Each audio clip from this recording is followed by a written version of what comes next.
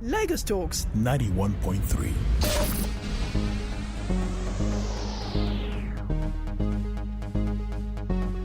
News.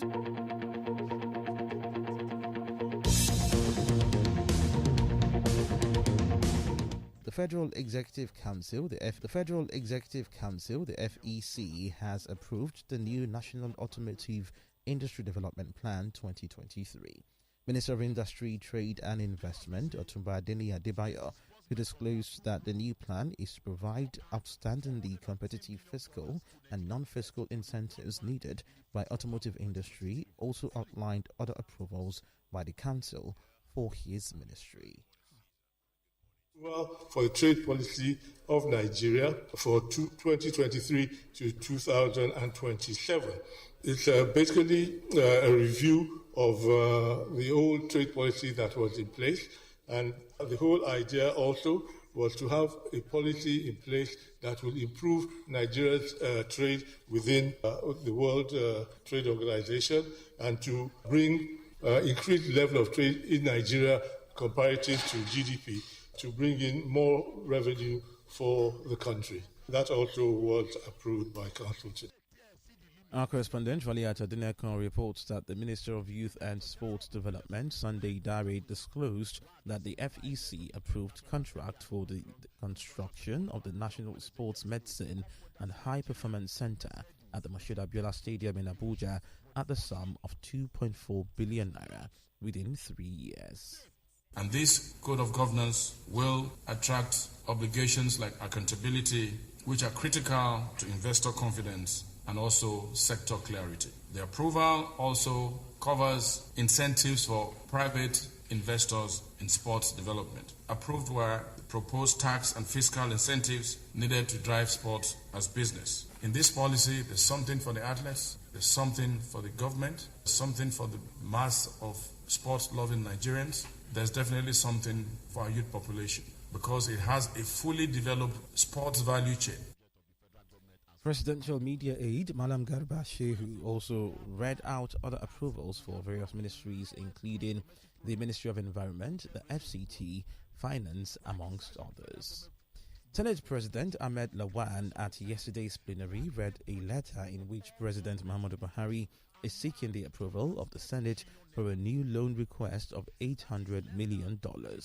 Correspondent Valiat Adenekon reports that the President's request followed the federal government's April announcement of an $800 million World Bank grant targeting 50 million vulnerable Nigerians or 10 million households as part of its subsidy palliatives measures.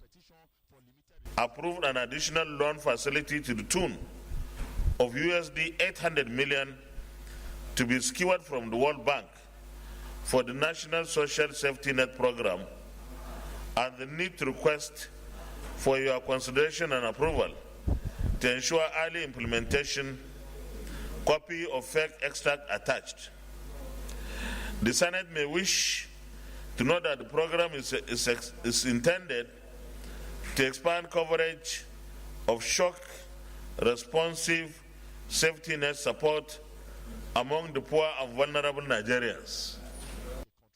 According to the Finance Minister, Zainab Ahmed, the disbursement of the grant is in light of the planned fuel subsidy removal in June 2023. In another letter, the President transmitted a bill for the establishment of the Nigeria Police Force College Training School and Institution for consideration and approval by the Senate.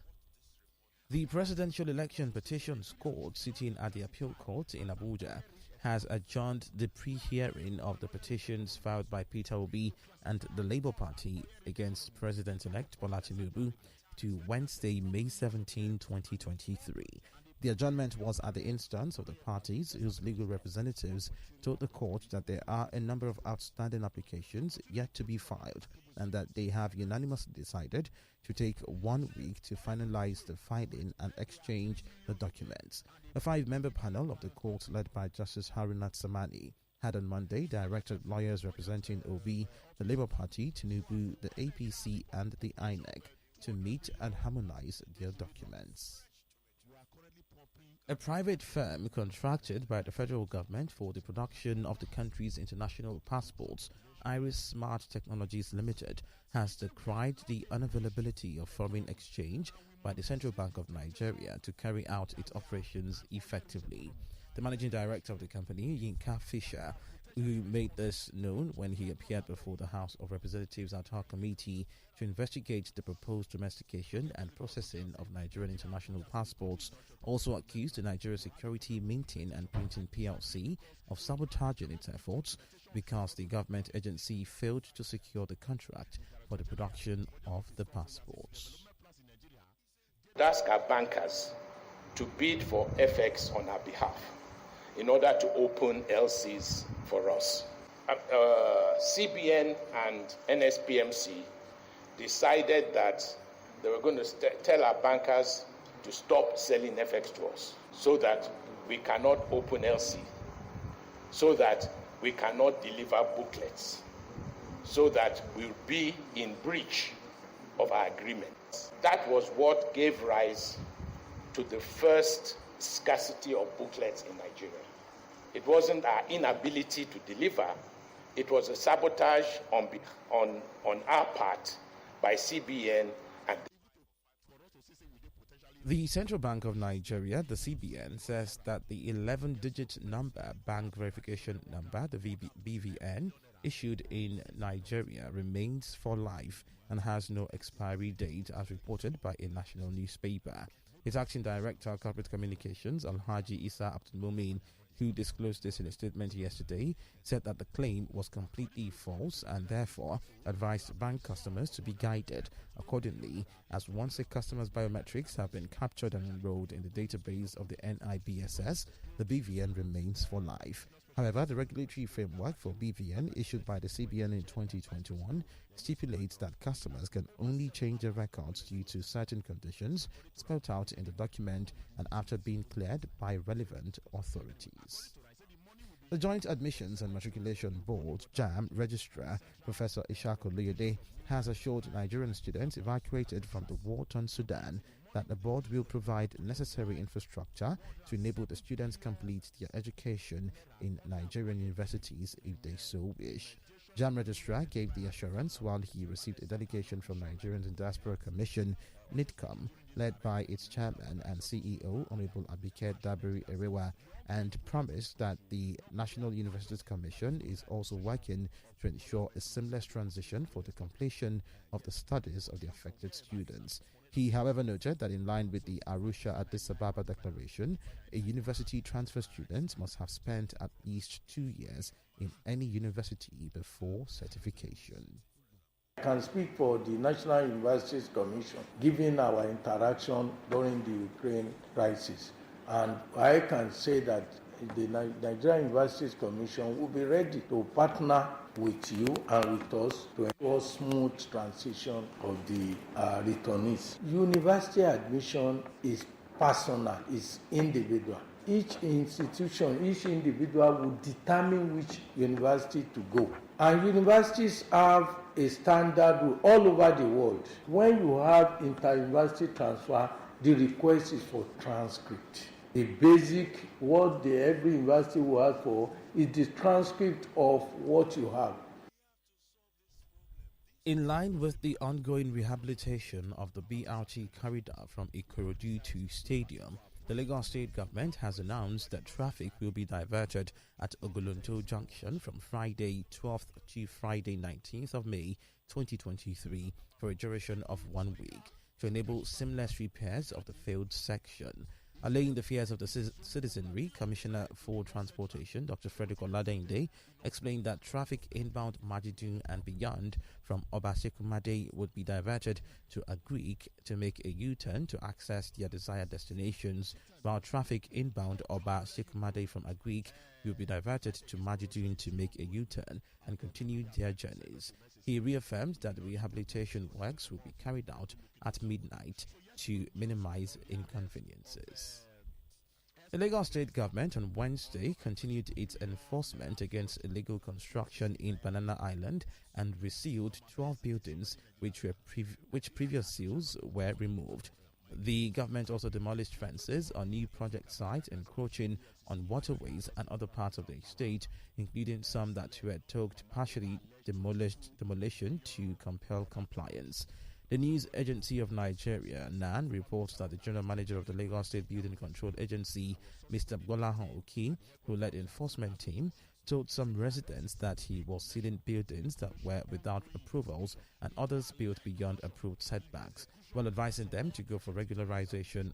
A Kenyan magistrate has ordered that Paul Ntenge Mackenzie, the leader of a doomsday cult, remain in custody for a further 30 days. This is to allow the police to continue their investigation into the deaths of more than 100 of his followers. The founder of Good News International Church is alleged to have encouraged them to starve themselves to death. State prosecutors in Mombasa had wanted permission to hold Pastor Mackenzie, who was arrested in April, for another 3 months. Even though the pastor has not yet been charged, he and 17 others being held alongside him would be safer in detention, according to the magistrate. On Tuesday, a further 21 corpses were unearthed in the Shakahola forest, bringing the total of those known to have died to 133. Hundreds of other people have been reported missing. The market indices of the Nigerian Exchange Limited shared 0.75% due sell-offs in Boa Cement PLC and 19 others. The all-share index declined by 396.35 points to close at 52,209.06, while the overall market capitalization value lost 216 billion naira to close at 28.428 trillion naira.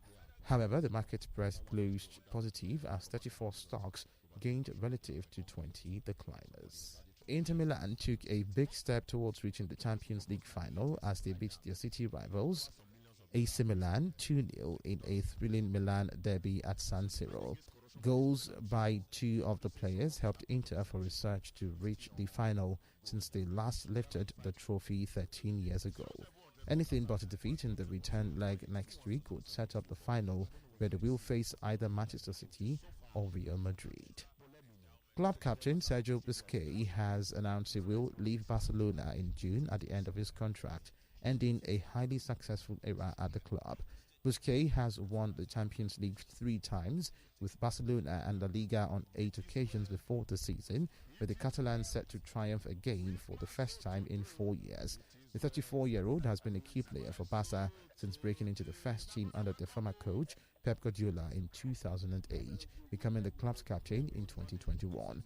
Busquets is Barcelona's third highest appearance maker of all time, playing for the club on 718 occasions, lifting 31 trophies in total. Following the victory of his uncle Ademola Adeleke at the Supreme Court, Afrobeat star Davido is proposing to hold a musical concert in Osun State to celebrate the victory. The Supreme Court had on Tuesday affirmed Adeleke's triumph in the July 2022 governorship political race in Osun State. Thank you so much for listening to the news this morning. I'm Leka Adebashi. Enjoy the rest of your day.